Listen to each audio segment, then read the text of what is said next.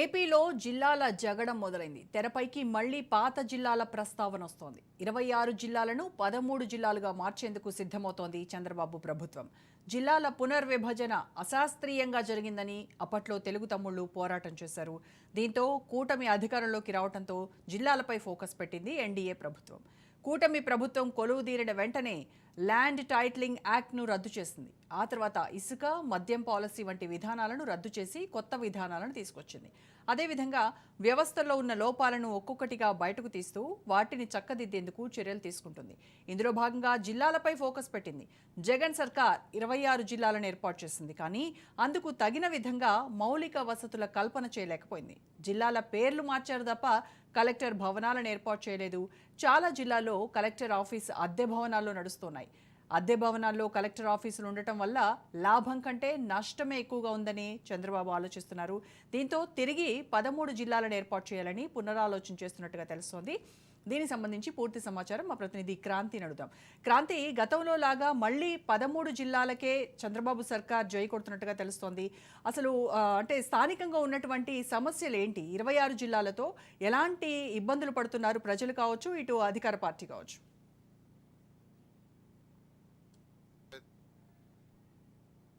కూటమి ప్రభుత్వం ఏర్పడిన తర్వాత ఒక్కొక్కటిగా కూడా గత ప్రభుత్వ హయాంలో తీసుకున్న నిర్ణయాలకి సంబంధించి వాటిని సమీక్షించి ఒక్కొక్క విధానాన్ని కూడా ప్రస్తుతం రద్దు చేస్తున్న పరిస్థితి. దానిలో ప్రధానంగా తీసుకుంటే ల్యాండ్ టైటిలింగ్ యాక్ట్కి సంబంధించి ఇది గత ప్రభుత్వ హయాంలో తీసుకురావడం జరిగింది. అయితే దీనివల్ల ఎవరైతే భూ హక్కుదారులు ఉన్నారో వారికి నష్టం జరుగుతుంది. కాబట్టి ఈ విధానాన్ని రద్దు చేస్తామంటూ కూడా గత ఎన్నికల ప్రచారంలో కూటమి నేతలు ప్రచారం చేయడం జరిగింది. అలాగే ప్రభుత్వం రాగానే వెంటనే ల్యాండ్ టైటిలింగ్ యాక్ట్ అనేది కూడా రద్దు చేయడం జరిగింది. మళ్ళీ మద్యం కావచ్చు, ఇసుక కావచ్చు, ఈ రెండు విధానాలకి సంబంధించి కూడా వీటికి సంబంధించిన పాలసీలు గత ప్రభుత్వ హయాంలో ఏవైతే పాలసీలు తీసుకొచ్చాయో ఆ పాలసీలని పూర్తిగా అక్రమంగా వాడుకున్నారు. ఈ పాలసీలను అడ్డు పెట్టుకుని అప్పటి ప్రభుత్వంలో ఉన్న పెద్దలందరూ కూడా లబ్ధి పొందారు అనే దానికి సంబంధించి ప్రజల ప్రాణాలతో చెలగాటలాడారు. నాశరకమైన మద్యం అందించి అనేది కూడా పెద్ద ఎత్తున విమర్శలు చేశారు. ఆ పాలసీ కొంత మార్చాలి అంటూ కూడా చేసిన నేపథ్యంలో తాజాగా కూటమి ప్రభుత్వం ఏర్పడిన తర్వాత కొత్త విధానానికి సంబంధించిన ఇసుక పాలసీని తీసుకురావడం జరిగింది.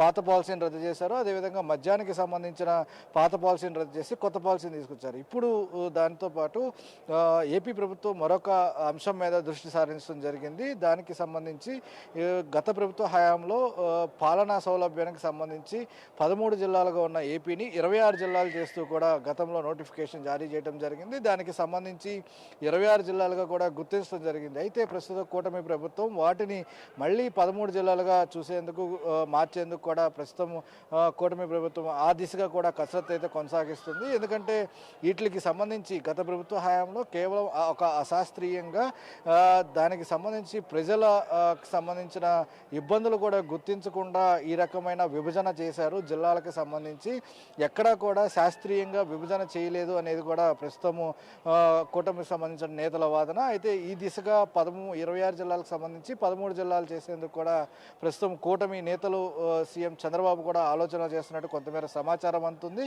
అయితే దీనికి సంబంధించి ప్రధానమైన అంశాలు తీసుకుంటే ఎక్కడైతే విభజన చేసిన కొత్త జిల్లాలు ఉన్నాయో అక్కడ ప్రధానంగా వాటికి మౌలిక వసతులు ఎక్కడా కూడా ఆ జిల్లాలకి కల్పించిన దాఖలాలు లేవు. దాంతోపాటు కనీసం కలెక్టరేట్లకి సంబంధించి సొంత భవనాలు కూడా కట్టించలేని పరిస్థితులు ఆ జిల్లాలో ఉన్నాయి. అద్దె భవనాల్లోనే కలెక్టరేట్లు నడుపుతున్నారు.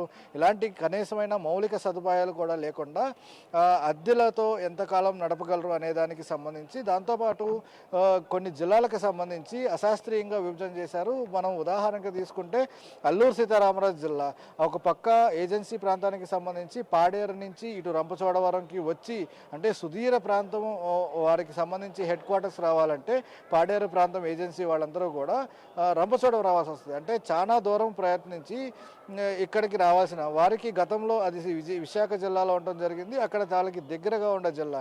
కానీ విభజించిన తర్వాత అది అల్లూరు సీతారామరాజు జిల్లాలో కలవడం జరిగింది. అది చాలా దూరంగా ఉండటం, వారికి ఏమన్నా కావాలన్నా కానీ అక్కడికి వచ్చి చేరుకునేపాటికి ఒక రోజు పట్టే అవకాశం అవుతుంది.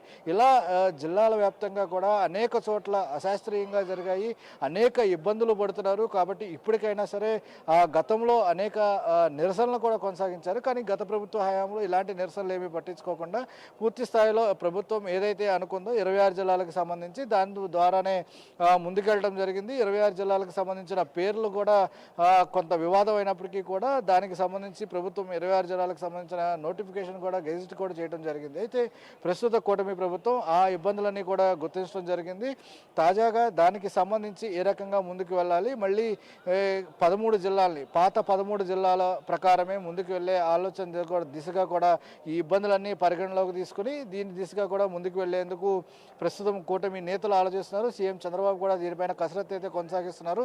ఏ రకంగా అటు న్యాయపరంగా చిక్కులు లేకుండా పూర్తి స్థాయిలో పాత 13 జిల్లాల ప్రకారమే ముందుకు వెళ్లేందుకు కూడా చూస్తున్న నేపథ్యంలో అయితే దీనికి సంబంధించి ఏ రకంగా ముందుకు వెళ్తుంది ప్రభుత్వం, అదేవిధంగా గతంలో ఏవైతే ఇబ్బందులు అదేవిధంగా నిరసనలు ఎదురైనాయో దానికి సంబంధించి ఏమైనా శాస్త్రీయంగా అధ్యయనం చేసే అవకాశం ఉందా, దీనికి సంబంధించి ఏమైనా కమిటీ వేస్తారా అనే అంశాలు కూడా కొంత వేచి చూడాల్సిన అవసరం అయితే ఉంది. అయితే 26 జిల్లాలకు సంబంధించి కొంత ఇబ్బందికరమైన పరిస్థితులు ఉన్నాయి. ఆ జిల్లాలకు సంబంధించి కొన్ని జిల్లాల్లో హెడ్ క్వార్టర్స్కి వెళ్ళి అటు కలెక్టరేట్కి వెళ్ళాలంటే చాలా సమయం పట్టే అవకాశం ఉంది.